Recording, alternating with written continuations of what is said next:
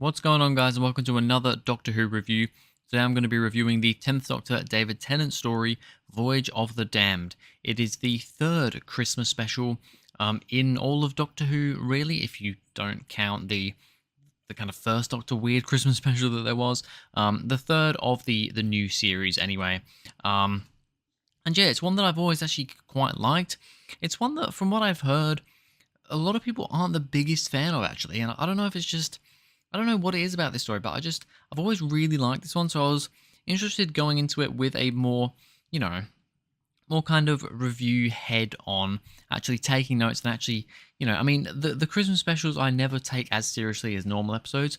I don't mind them being a little bit more silly and a bit more wacky, but yeah, I was interested to know if I like this one as much, actually properly looking more in depth with it. But anyway, this is Voyage of the Damned. Let's get started with the cast. David Tennant as the 10th Doctor. He is so good in this one. Some of my favourite moments from him in this episode. I mean, you've got his speech where he's like, I'm the Doctor. Was born on Gallifrey and the castellation of Castabris. That whole speech, I absolutely love that. I think, yes, it's over dramatic, it's over epic, but I just think it's really cool. I just really love it. The whole Alonzo thing is amazing and hilarious. I love that. He's got a wide cast to act against here. No lingering companion. We've of course got the new companion with Astrid Peth, who I'll talk about in a second. But just the whole cast, he has chemistry with everyone in different ways, whether it's they get along, whether they don't get along. But the chemistry between the actors is great for everyone, and it's just, I don't know, he's just so good in this one. I mean, I always like David Tennant. He is my favourite Doctor, but in this one especially, I just think he's really good. Kylie Minogue as Astrid Peth. So yeah, we have Kylie Minogue playing the companion in this story. I am not Australian, I am British, English, but I live in Australia. I have done for, like 18 years now, 17 years. And yeah, so I know who Kylie Minogue is, of course I do, and I think a lot of British people do as well. She was big in the UK, but yeah, to have her in Doctor Who, I think really cool. I think she's a very good actress, and Astrid is a character that I absolutely love. Definitely one of those characters where she's kind of a what if she survived. Spoilers, she dies at the end of this episode. What if, a what if companion? I think she would have made a really good companion. A companion who wasn't born on Earth. She's not a human companion technically. So I think that would have been really cool. But of course, we can never have a companion like that in new series Doctor Who. We've always just got to kill them off. But yeah, I thought Kylie Minogue as Astrid was awesome. Let's get into some points about this episode. First of all, the TARDIS crashes into the Titanic. So that's the cliffhanger from the Series 3 finale, is the TARDIS crashing into the Titanic. It turns out it's the space Titanic, not the real Titanic. But yeah, I think it's an awesome cliffhanger. It's an awesome start to this episode where, he's like, what? The whole what thing comes back again. He sees like the kind of buoy. No, it's not a buoy, is it? It's like a life ring. Life ring? Is that what you want to call it? With Titanic on it. That's just like, what is going on here? Great start to the episode. First appearance of Wilf. So yes, first appearance of Wilfred Mott, of course, Donna's grandfather. Now, he's not noted as Donna's grandfather here, and to be honest, I don't know if he actually was supposed to be, even at this point. Maybe by this point he was, but from what I understand, the actor who played, who I'm pretty sure was supposed to be Donna's grandfather in The Runaway Bride, didn't come back, or I'm not sure if he died. I think he just didn't come back or whatever. They didn't get him back. They wanted they wanted someone else to play the character, but and they brought Bernard Cribbins in to play Wilf instead. But of course, he's in this episode here as well. But we don't know at this point that he is her grandfather. Like I said, whether they knew that when they were recording it, whether it was all set up, or they just had him in this episode, then decided, actually, I reckon we'll get him back and have him be Donna's grandfather. I don't really know if that's the case or not, but it's great seeing him here for sure.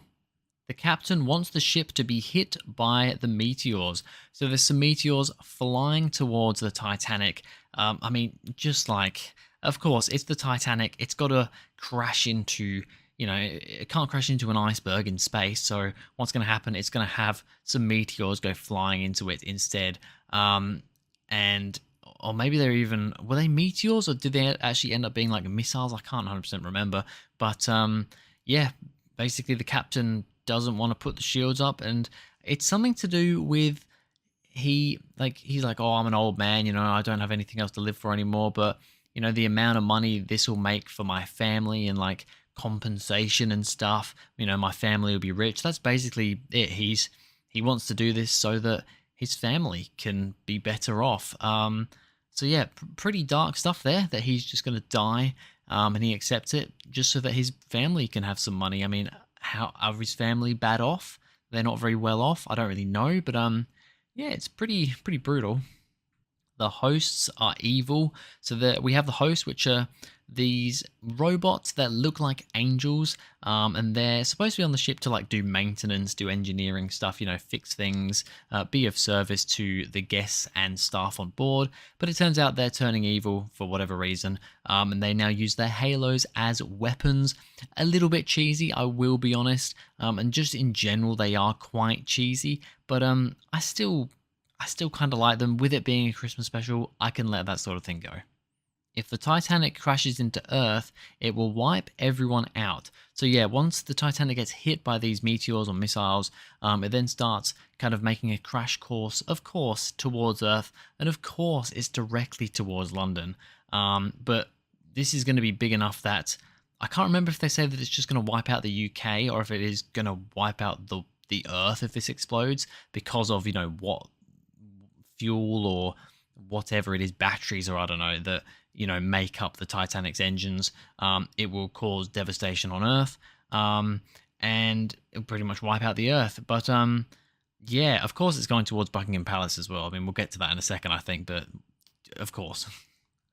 The Doctor's epic speech. Yeah, I mentioned this before. I love this speech. It's one of my favorite moments from this Doctor, from all of the new series, to be honest. I think it's a great speech. The sparks going off in the background. Yes, it's once again, it's a little bit cheesy. It's a little bit silly. It's a little bit, 10th Doctor, ooh, I'm the best in the world. But I mean, I really like the 10th Doctor. So yeah, he kind of is the best in the world, in my opinion.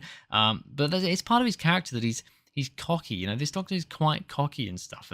But he also just wants to help out. And I just love that speech.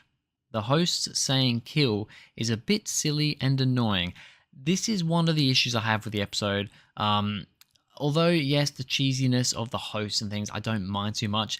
When they start, when they turn evil and they start wanting to kill people and they just go kill, kill. And there's a point where they're just going kill, kill, kill. It's literally just, it's exterminate, it's delete from the Cybermen.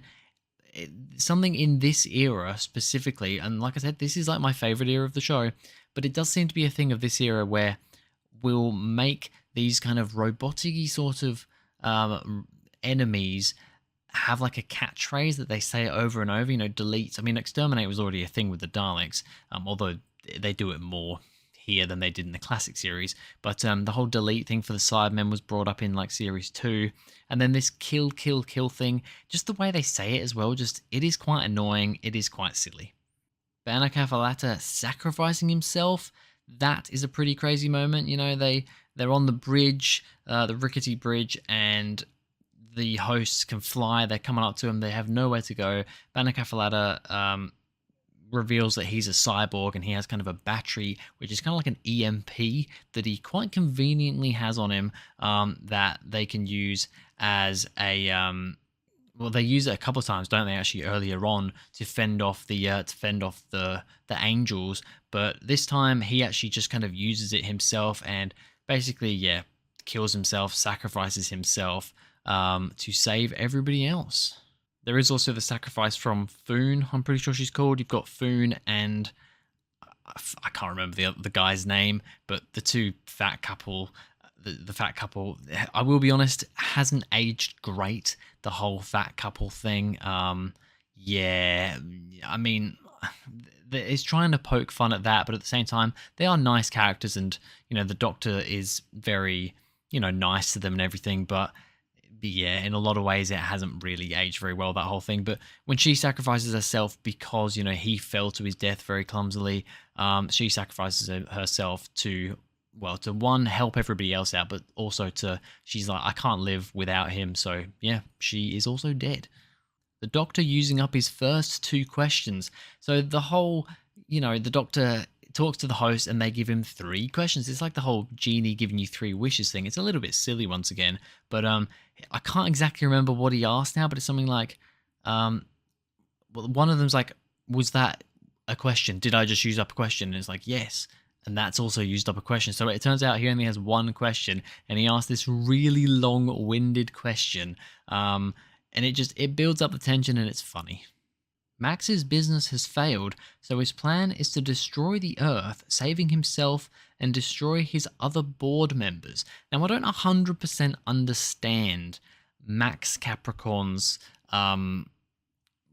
his reasons for wanting to destroy the ship, because of course you had the captain who was happy to die or whatever and get money for his family. Max, I don't really understand. Something about, yeah, his business didn't go very well. All his board members basically stabbed him in the back, and now he wants to get back at them by destroying the ship, destroying his business. Then his board members won't get any money, but then he'll also be dead. But no, because he can teleport away. But yeah, it's a bit of a weird kind of motivation that I didn't 100% understand. I thought it was a bit like, oh, okay. Astrid falls into the engines while killing Max. So she gets in a forklift, because he's in like this forklifty chair thing, she picks him up and throws him off the end of the platform into the engines, killing him, but she unfortunately falls down there too and also dies. It's a very sad end. I mean, as soon as the Doctor was like, yeah, I'd love to have you as a companion, we knew that she wasn't going to make it. I mean, you're not going to have Kylie Minogue as a full-time Doctor Who companion, but it was a fairly sad end, and yeah, especially for the Doctor, he was very distraught. The Doctor saves the Titanic from crashing, so he gets to the engine room, he finally meets Alonso, does the whole Alonso thing, which I love, and yeah, saves the Titanic in the nick of time from crashing into Buckingham Palace, which is just as British as you can get. It's a great feel-good moment. You have the whole end with Mr. Copper as well, giving him a bunch of, well, no, not giving him a bunch of money. It turns out he's just got a bunch of money on these cards. And yeah, it's all in all, it's a happy ending, even though, yep, Astrid's dead. A lot of other characters have died, but yeah, it is still pretty happy. So there we have it. That is my review for Voyage of the Damned. A rating out of 10. I'm going to give it an 8 out of 10. I think this is sat around about where I would usually put it, maybe a little bit down. I think I would maybe have originally gone like an 8.5, maybe even a 9 out of 10 for this episode, but I accept that it's not as good as I originally thought it was. But just as a, like, if I want to just, I don't tend to just kind of stick on a Christmas episode. If I want to stick on a random Doctor Who episode, I don't usually go for a Christmas one. But if I was to do that, this is probably at the top of the list for ones that I would just stick on and enjoy watching, because I just enjoy this episode. Yes, it has some silly stuff. Yes, it has some stuff that doesn't really make sense or is a bit out there, but I just enjoy it as a fun, but also, quite devastating adventure with all the people that die, but it's still fun, and I like the characters, and yeah, I just enjoy this one. An 8 out of 10 for Voyage of the Damned. But anyway, that's going to be it for this video, guys. Thank you very much for watching. If you enjoyed, please go ahead, like and subscribe, and I'll see you guys in the next video.